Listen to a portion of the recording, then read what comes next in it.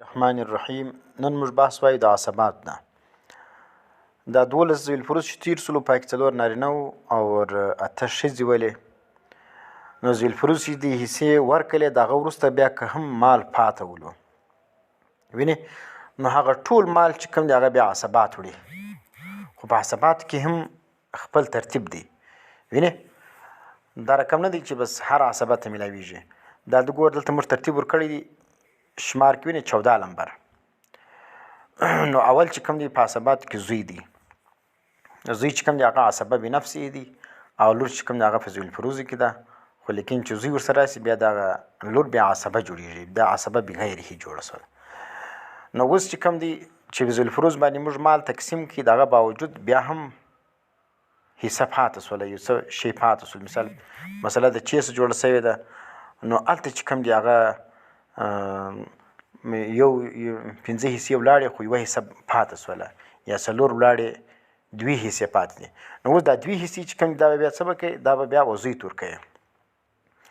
وینې زوی ولور چې کوم دی هغه دواړه چې کوم دی هغه ته میلاویږي لذکر مثل حظ الانثیین. زوی ته به 2 حصې ورکړي او لور ته به 1 حصه ورکړي.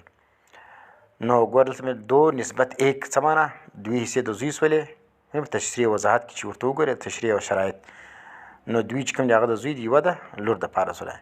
بیا لیکي یہاں ہر مرد کو عورت سے دگنا حصہ ملے گا، اگر مرد نہ ہو تو عورت محروم ہوگی. په عصبات کې لور نه ده موجوده. صحیح سول. نو ځکه که زوی نه ورسره موجوده نو لور چې کوم دی هغه په طور عصبه بیا محروم وګڼل کېږي، ځکه دې ته په ذوی الفروز کې حصه میلاو سوې ده. دویم چې کوم دی که چیرې زوی نه و موجوده بیا هم مال پاته ولو، نو اوس چې کوم دی هغه به حصه چاته ورکول کېږي، هغه بیا ولمسي ته ورکول کېږي. وینې لمسی چې کوم دی هغه عصبه بنفسه دی. وینې او د لمسی چې کوم دی دا بیا عصبه بغیره، معنا ده لمسی چې کوم دی هغه لمسی څه به کوي، عصبه یې جوړوي لکه زوی لور چې کوم ده. دلته به هم قاعده جاری کوي د قرآن کریم چې للذکر مثل حظ الانثیین. هلک ته به 2 حصې ورکوي او انجلۍ ته به 1 حصه ورکوي. معنا که 3 لکه روپۍ ولې 2 لکه د هلک دی، 1 لک د چا دی، د انجلۍ سولې. او که چیرې نر نه و موجوده، معنا لمسی نه ورسره موجوده، نو لمسی چې کوم دی هغه په ټول ذوی الفروز خپله حصه وړې ده، بس کیسه برابره ده.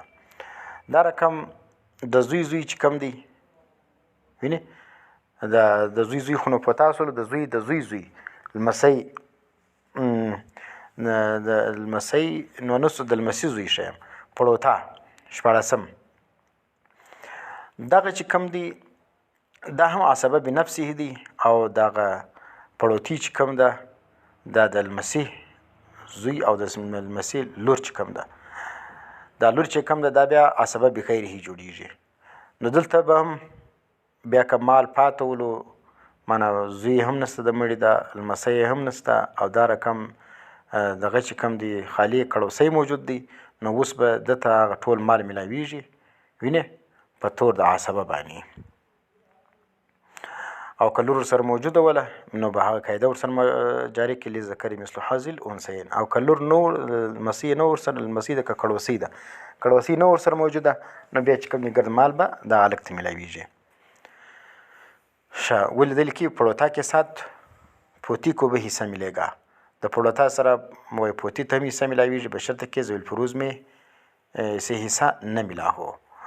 نو ګور دلته وایي څه دی په دا 14 صورت کې د لمسي زوی چې کوم دی چې کړوسی دی،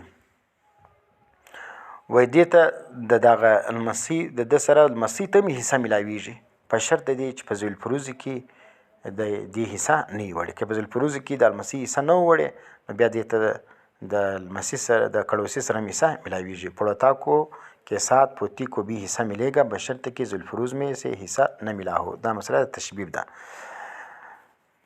18 نمبر چې کوم دی هغه پلار دی.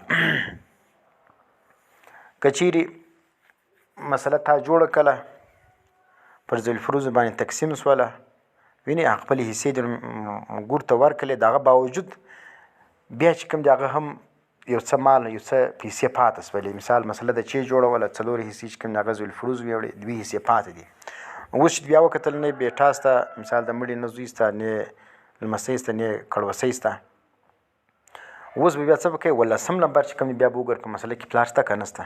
که پلار موجود ولو نو هلته په ذوالفروز په تور باندې خو هم د حصه ویوړله. اوس چې دا کومه پاتې حصه ده دا به بیا چاته ورکوې؟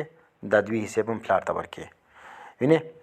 او 18 نمبر که چیرې دغه نور نو موجوده بیا هم څه مال پاتې سولو، مانه پلار هم نشته، زوی هم نشته، لمسی هم نشته، کړوسی هم نشته، اوس هم څه مال پاتې دی، نو بیا به نیکه او دا رقم ور نیکه چې کوم دی هغه چې څومره قدر لوړ ځي هغونه قدر به بیا هغو ته ورکول کېږي. مثال او که چیرې دا ګرد نه و، دا 14 15 16 17 18 دا نه و موجوده، اوس تا ذوالفروز ته حصې مې ورکړلې، دغه بعد چې کوم دی حقیقي ورور موجوده دی.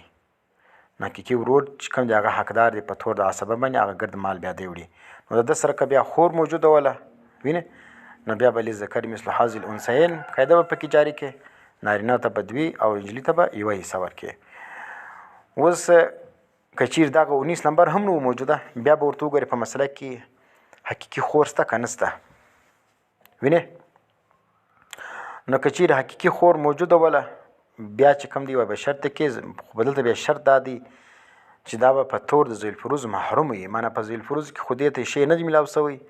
اوس چې کوم دی مال موجود دی مسله کې دا هم موجوده ده، نو اوس به په تور د عصبه باندې دغه حقیقي خور ته چې دا کم زیاتوب مال دی هغه به ورکړي و دی لره. ټیک شولو. حقیقي خویندې کار څولې هغو ته به ورکړي. که چیرې په مسله کې اوس تا ذوالفروز ته حصې ورکړلې، نو نه 14 نمبر چې زوی دی، نه لمسی شته، نه کړوسی، نه پلار، نه نیکه، نه حقیقي ورور، نه حقیقي خور. نو اوس چې کوم دی علي بایي، وینې، علاتی بایي چې موږ ورته وایو، علاتی بایي او علاتی خور ته چې کوم دی هغه به بیا حصې کېږي. که خالي علاتی بایي موجود ولو خو ګرد حصه به دی وي، که خور سره موجوده وله بیا به لذکر مثل حظ الانثیین دغه قاعدې پر بنیاد باندې به دې ته نارینه ته 2 حصې او ښځې ته به 1 حصه ورکړي. ښه. او که چیرې دا ګرد نو تر 21 پورې چې تا وکتل په مسله کې یو هم نه دی موجوده، خالي عالي بهر موجوده، معنی علاتی خور موجوده ده، نو بیا چې کوم ده دغه د په تور د عصبه باندې دا ګرد مال دې ته میلاویږي. خو هغه وخت چې دا چی شوي، هغه وخت چې دا په تور د ذوالفروز محرومه وي، او بل دا دی د دې سره به حقیقي خور هم نه موجوده، حقیقي خور هم نه ده موجوده، او بل طرف ته چې کوم دی هغه دغه هم نشته، چې شی بول حقیقي خور هم نشته ورسره موجوده، او په تور د ذوالفروز دا محروم هم ده. نو اوس چې کوم مال موجود دی او دا لوړ وارثان تر 21 پورې دا ګرد نه دی موجوده، نو بس بیا چې کوم دا ګرد مال د چا دی؟ د علاتی خور دی. او 23 نمبر بیا وایي د 27 تر 144 پورې دا چې کوم دا کوډونه دي دا بیا موږ وروسته وایي دا تفصیل دی، دا کې دا کاګانو بحث دی. भतीजा चाचा वगैरह इनमें से सबसे कमतरीन कोड को हिस्सा मिलेगा.